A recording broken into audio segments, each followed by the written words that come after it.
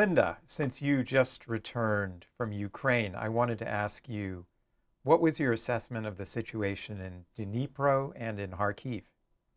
Jacob, thanks for the chance to come in and chat again. So I have the privilege of being able to travel in Ukraine and go to cities that most of your viewers won't get a chance to go to. So I'd like to take you with me. So I work for an American charity called Razum for Ukraine, and we work with the leading war trauma hospital in Dnipro. And this city is in central Ukraine. And there I was able to spend a day with some of the leading surgeons in the country. And it's Now, and the reason that Americans can't go, I don't mean to interrupt you, but I want you to explain to our listeners, these are dangerous areas, right? Or they could be potentially. Look, all of Ukraine is dangerous, and there are no working airports. So in order to get to Ukraine, you either need to fly to Poland and then take a car into Ukraine, or fly into Moldova and take a car in, or take a train in. And it's a long journey. It takes 2 days from the United States to actually get into Ukraine. But Dnipro is a lot further along. It's on the major river there, but it's known for this major war hospital. And most of the guys who are injured at the front lines, once they've been stabilized, come to this hospital. And Jacob, I got to meet a surgeon there who removes shrapnel from people's brains. And he very gently showed me all of the pieces, and he said, someday it's getting really hard. It's been 3 years, and I really have a hard time doing this work when I realize that the guys that are laying on my table are my son's age. So you start to see the toll of the war. But I had a chance to walk around the hospital and shake hands and hug these soldiers and tease them too. And they tend to have great senses of humor. So I told one of them, after you get your prosthetic leg, we'll have a race, and I'll see you at the marathon. But that to me, this hospital, it's called Mechnikov. It is sort of the symbol of resistance. It's been hit by the Russians, and they continued their surgery in the middle. When you say hit, what have they fired missiles at Yes, it? yes. They fired a missile at it, and they were in the middle of a surgery, and they continued that surgery. But they do a lot of they remove limbs. And then they send folks on to get prosthetic legs. And I've been at the end of that journey at Superhumans out in Lviv in Western Ukraine. That's where a lot of the soldiers will get new legs and new arms. So I went to Dnipro to thank the doctors and to tell them that they're doing remarkable work, that their patients, when they leave, can't walk and they can't move their arms. They're now dancing, they're now rock climbing, and they're competing in physical competitions, and it's extraordinary to see. Well, that is heartwarming to hear. So I also had a chance to visit Kharkiv, and Kharkiv is the second largest city in Ukraine. It's up in the north, and it was a Russian-speaking city, and it's now, I heard a lot of Ukrainian being spoken there, but I just wanted to leave your viewers with a couple of images.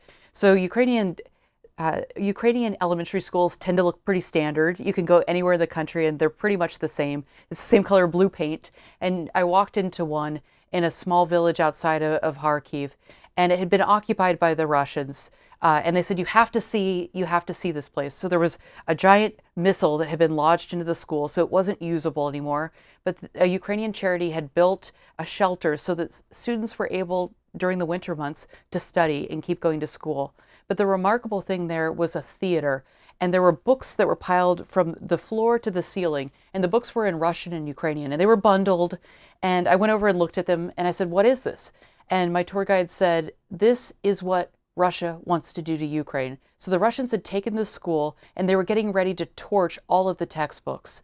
They don't want Ukrainian kids to study in Russian or Ukrainian. They want to bankrupt this country, and they want to do it in a very pedantic way. They want to take away the textbooks, and they want to starve children of opportunity.